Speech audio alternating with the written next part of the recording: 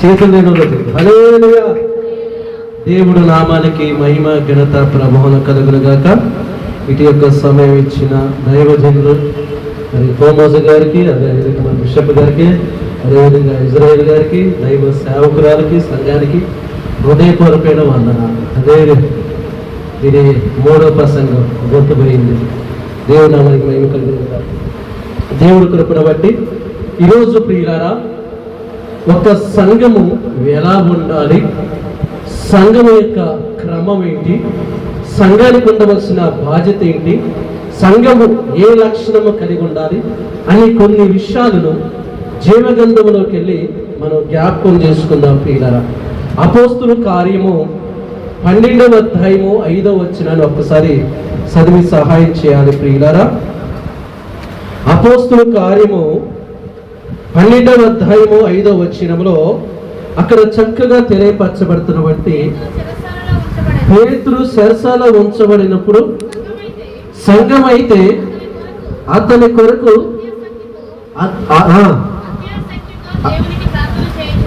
హల్లెలూయా ఏం చేస్తున్నారంటే క్రీస్తు ప్రారంభ సంఘము చేస్తున్న యొక్క పనేమిటి, ప్రారంభ సంఘము ఎలా కలిగి ఉన్నది, ప్రారంభ సంఘం ఎలా సహవాసం చేసింది, ప్రారంభ సంఘం ఎలా ఎదుర్కొంటుంది, ప్రారంభ సంఘం ఎలా నిలబడది అన్నది మనం జ్ఞాపకం చేసుకుంటే ప్రియులారా, పేతురు గారు చెరసాలలో ఉంచబడినప్పుడంట సంఘం ఎలా ఉన్నదంటే ప్రార్థన చేయటానికి ఇష్టపడదంటండి ప్రియులారా. హల్లెలూయా.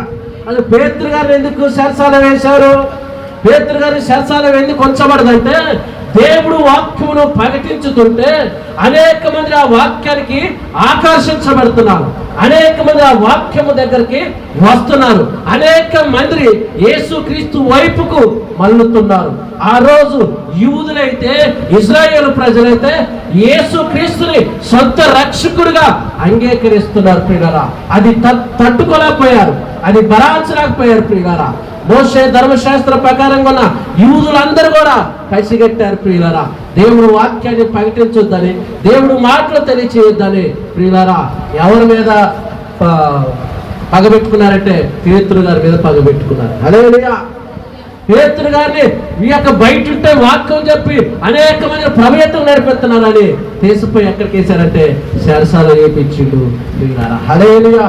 ఇప్పుడు పేతురు గారు చెరసాల ఉన్నప్పుడు ఆ యొక్క సంఘం ఎలా ఉన్నదంట అండి, సంఘం యొక్క విధానం ఎలా ఉన్నదంట, సంఘం యొక్క గుణం ఎలా ఉంది, సంఘం యొక్క ప్రవర్తన ఎలా ఉంది, సంఘం యొక్క ఉద్దేశాలు ఎలా ఉన్నాయి అంటే పోతపోయినలే దైవజనుడు అని ఎవరి ఇంటికి వాళ్ళు పోలేదు, ఎవరి పనులు వాళ్ళు చూసుకోలేదు, ఎవరి పిల్లలు వాళ్ళు చూసుకోలేదు, ఎవరి కుటుంబం వాళ్ళు చూసుకోలేదు ప్రియులారా.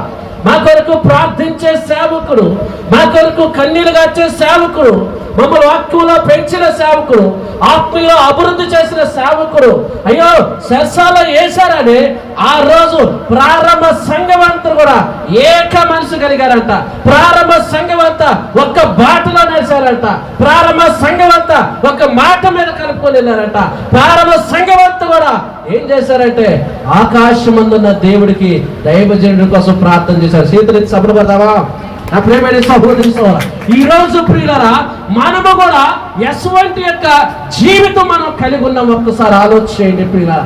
ప్రారంభ సంఘములో ప్రియులారా ఆ రోజుల వాళ్ళ చేతుల్లో బైబుల్ లేవు, ఆ రోజుల వాళ్ళ చేతుల్లో పాటల బుక్కులు లేవు, ఆ రోజుల వాళ్ళకి బైకులు లేవు, ఆటోలు లేవు, కారులు లేవు ప్రియులారా. కానీ వారికి ప్రభు యందు విశ్వాసం ఉన్నది, ప్రభు యందు నమ్మకం ఉన్నది, ప్రభు యందు పరిచయం చేయడానికి ఇష్టపడ్డారు, ప్రభువును మహిమపరచడానికి మాత్రమే వాళ్ళు ఇష్టపడిన వంటి వ్యక్తులు ప్రియులారా.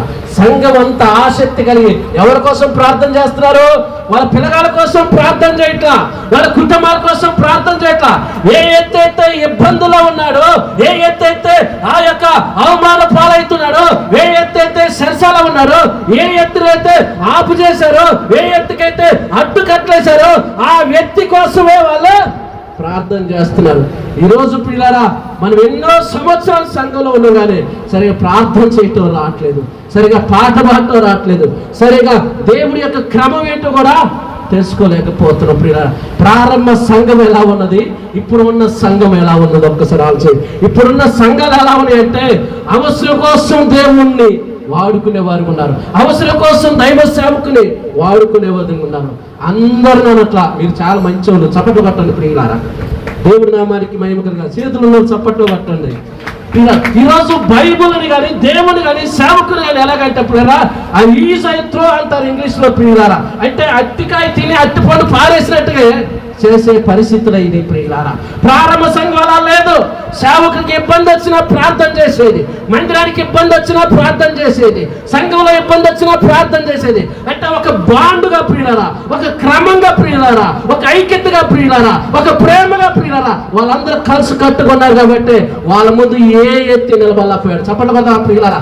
ఈ రోజు ప్రియులారా సహోదరుల ఐక్యత లేదు, సంఘంలో ఐక్యత లేదు, కుటుంబంలో ఐక్యత లేదు, అక్కజనుల ఐక్యత లేదు, అన్నదమ్ముల ఐక్యత లేదు, అత్తగొడల ఐక్యత లేదు ప్రియులారా. మరి అందరూ వచ్చేది సంఘానికే. చెప్పండి కొట్టండి ప్రియులారా. హల్లెలూయా. ప్రియమైన సహోదరి సహోదరా, ఇటు సమయంలో పరిశుద్ధాత్మ దేవుడు నీతో నాతో మాట్లాడుతున్న మాట ఏందో తెలుసు ప్రియులారా. పేతురు గారు సరసాలు ఉంటే వారు ఆసక్తితో ప్రార్థన చేస్తున్నారు. ఎవరి కోసం ప్రార్థన చేస్తున్నారంటే దైవజనుడి కోసం ప్రార్థన చేస్తున్నారు పిల్లరా.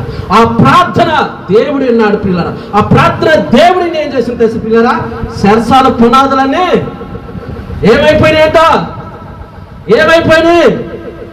నోరున్న చెప్పండి, ఏమైపోయినాయి? అర్థమైపోయింది. ఈరోజు మన ప్రార్థన అలా ఉందా? అమ్మా ప్రార్థన రాండమ్మంటే ఎన్ని వంక చెప్తావు మనం ప్రియులారా. అమ్మా పరిచర్య చేద్దామంటే ఎన్ని వంక చెప్తావు ప్రియులారా. ఎన్ని సాకులు మనం చెప్తుంటావు ప్రియులారా. ఈరోజు దేవుడు నమ్ముకుని కలిసి మనం దేవుడి యొక్క పరిచర్యలో, దేవుడి యొక్క సంఘంలో, దేవుడి యొక్క వాక్యంలో, దేవుడి యొక్క కార్యక్రమంలో మనం ఎంత ముందంటున్నాం, ఏ పని చేస్తున్నావు ఒక్కసారి మనం ఆలోచన చేయాలి ప్రియుల. నీ ఆత్మీయ జీవితంలో నువ్వు ఎదుగుతున్న సంఘంలో ఆ యొక్క సంఘ సభ్యుల్లో నీ విధానం ఎలా ఉన్నది, నీ గుణం ఎలా ఉంది, నీ ప్రవర్తన ఎలా ఉంది, నీ క్యారెక్టర్ ఎలా ఉంది, నువ్వు ఏ లక్షణం కలిగి ఉన్నావు, ఏ విధానం కలిగి ఉన్నావు, ఆ సంఘంలో నీ యొక్క పని ఏంటి, ఆ సంఘంలో నీ పాత్ర ఏంటి, ఆ సంఘంలో నువ్వు నేర్చుకునే బాట ఏంటి? వచ్చాము, పాటలు పాడాము, వెళ్ళిపోయామా? అప్పుడప్పుడు మన బిషప్ గారు అంటాడు, ప్రభువా నీకు స్తోత్రం, నాకు ఆత్రం. ఈ స్తోత్రం ఆత్రం తప్ప రెండోది ఏమీ నేర్చుకునేది లేదు, ఏమీ నేర్చుకునేది. కొత్త పాటలు వస్తున్నాయి, పాడదామా? కొత్తగా వాక్యం నేర్చుకున్నావా? వాక్య పట్టణం నేర్చుకున్నావా? కొత్తగా ఆరాధన పాటలు నేర్చుకున్నావా? లేదు ప్రియులారా. అప్పటికప్పుడే ఉరుకులు మెరుకులే ప్రియులారా. మన ఆత్మీయ జీవితంలో దేవుడికి దగ్గర అవుతున్నావా, దూరం అవుతున్నావా? దైవ మందిరానికి దగ్గర అవుతున్నావా, దూరం అవుతున్నావా? సంఘానికి దూరం అవుతున్నావా, దగ్గర అవుతున్నావా ప్రియులారా? సంఘం ప్రార్థన చాలా బలమైనది. సంఘం ప్రార్థన ప్రియులారా ఆ రోజు సరసాలో ఉన్న పేతురు గారు ఏం చేసిందంటే విడుదల కలగజేసింది ప్రియులారా. ఈరోజు అంత ప్రార్థన ఉందంటారా? ఈరోజు అంత పట్టుదల ఉందంటారా? ఈరోజు అంత విశ్వాసం ఉందంటారా? అంత సమర్పణ ఉందంటారా? సమర్పణ మొత్తం శరీర కోరికలే, ఆత్మీయ కోరికలు ఒక్కడు కూడా లేవు. హల్లెలూయా. నా ప్రియమైన సహోదరి సోదరా, సంఘం ఎలా ఉండాలంటే ప్రియులారా ప్రతి విషయంలో ముందుండాలి, ప్రతి కార్యక్రమం ముందుండాలి. ఎందుకంటే అది దేవుడు వేసిన పునాది, దేవుడు ఏర్పాటు చేసిన బట్టి పని ప్రియులారా. దేవుడు దానికి పోలుకొని ఉన్నాడు కాబట్టి ఈరోజు ఆ సంఘంలో మనం ఎలా ఉంటున్నాం, సంఘంలో నీ పాత్ర ఏంటి, సంఘ పరిచయంలో నీ పాత్ర ఏంటి, సంఘ కార్యక్రమం నీ ఉద్దేశం ఏంటి, సంఘంలో నీ తలంపు ఏంటి ఒక్కసారి ఆలోచన చేయండి ప్రియులారా. పెళ్ళి అయ్యేటప్పుడు అబ్బాయి అమ్మాయి ఎన్నో కలలు కంటారు. నీకు మనకి ఒక అమ్మాయి ఒక అబ్బాయి చాలు, వాళ్ళు చదువుకోవాలి, వాళ్ళకి ఇల్లు కట్టాలి, వాళ్ళ ఎన్నో కలగట్టు. మరి సంఘంలో నీ యొక్క గోల్ ఏంటి, సంఘంలో నీ యొక్క తలాంపు ఏంటి? నీకు తలాంతులు ఇచ్చింది ఎందుకు? నువ్వే ముడుచుకోవడానికా? నీకు ఇచ్చిన తలాంతులు ఏంటి, నీకు ఇచ్చిన పరిచయం ఏంటి, నీకు ఇచ్చిన బాధ్యత ఏంటి, నువ్వు కలిగి ఉన్న కార్యం ఏంటి, నువ్వు చేస్తున్న పని ఏంటి ఒక్కసారి మీరు ఆలోచన చేయండి ప్రియులారా. ఈరోజు నీ పట్ల నా పట్ల దేవుడు దుఃఖపడుతున్నాడా, సంతోషపడుతున్నాడా ఒక్కసారి ఆలోచన. ఆ రోజు సంఘం అంతా ఐక్యత కలిగి ఉండి ప్రార్థన చేసింది, ప్రతి విషయానికి ప్రార్థన చేసింది ప్రియులారా. ప్రతి విషయంలో కూడా ప్రార్థన పూర్వకంగా వాళ్ళు ఉన్నారు, ప్రతి విషయంలో కూడా ప్రార్థనలో వాళ్ళు ఎదిగారు ప్రియులారా. ఈరోజు మనం కూడా అటువంటి ప్రార్థన మనం కలిగి ఉండాలి ప్రియులారా. ఫంక్షన్ పోతే సంతోషంగా ఉంటాం, పెళ్ళిళ్ళు పోతే సంతోషంగా ఉంటాం. అదేందో దేవుని మందిరానికి వస్తే ముఖం మామ జక్కలా పెట్టుకుంటారు, అసలు మన పరమ తండ్రి సన్నిధిదే, మన తండ్రిదిదే, మన తండ్రి స్థలం, మన బాధ చెప్పుకునే స్థలం. ఎంత సంతోషంగా, ఎంత ఆనందంగా. ఏమంటే ప్రతి కష్టం ఎవరు చెప్పుకుంటాం కానీ మన ఏసేకే కానీ. ఎంత సమస్యను వేసే చెప్పుకున్నా మరి ఏంటంటే ఉత్సాహముగా, ఆ సంతోషము, ఆనందం లేకుండా. ఒక్కసారి మీరు ఆలోచించారా? పేతురు గారు శస్త్రవేశాక అందరూ అనుకున్నారు అయిపోయింది, పని అయిపోయింది అనుకున్నారు. అందరూ ఎగతాళి చేశారు, అందరూ విమర్శించారు, అందరూ గేలి చేశారు. ఓ పక్షాన్ని ఎవరు లేరు, ఎవరు కాపాడలేరు అనుకున్నారు. కానీ సర్వశక్తి కలిగిన దేవుడు ఉన్నాడండి. హల్లెలూయా. పిలుచుకున్న దేవుడు ఉన్నాడు, అభిషేకించిన దేవుడు ఉన్నాడు, నడిపించినటువంటి దేవుడు ఉన్నాడు. పిల్లరా, పరలోకమందున్న దేవదూత దిగి వచ్చి ఇదిగో ఏ సంఖ్యలతో అయితే కూలబడి ఉన్నాడో, ఏ సంఖ్యలతో అయితే ఆయన బంధించిన ప్రియులరా, ఆ సంఖ్యలన్నీ కూడా తెగిపోయినాయి ప్రియులరా, ఒక ప్రార్థన ద్వారాగా. హల్లెలూయా. ఈరోజు నిజంగా సంఘం కోసం ఎంతమంది ప్రార్థన చేస్తున్నారు, సంఘం అభివృద్ధి కోసం ఎంతమంది ప్రార్థన చేస్తున్నారు, దేవుడి యొక్క మందిరం కోసం ఎంతమంది ప్రార్థన చేస్తున్నారు, దైవ సేవకుల కోసం ఎంతమంది ప్రార్థన చేస్తున్నారు, దైవ సేవకుల కోసం ఎంతమంది ప్రార్థన చేస్తున్నారు, మీ కుటుంబం కోసం ఎంతసేపు ప్రార్థన చేస్తున్నారు, నశించిపోతున్న ఆత్మల కోసం ఎంతమంది ప్రార్థన చేస్తున్నారు. గుండెల మీద చేసుకొని చెప్పగలుగుతా క్రైస్తుడు అంటే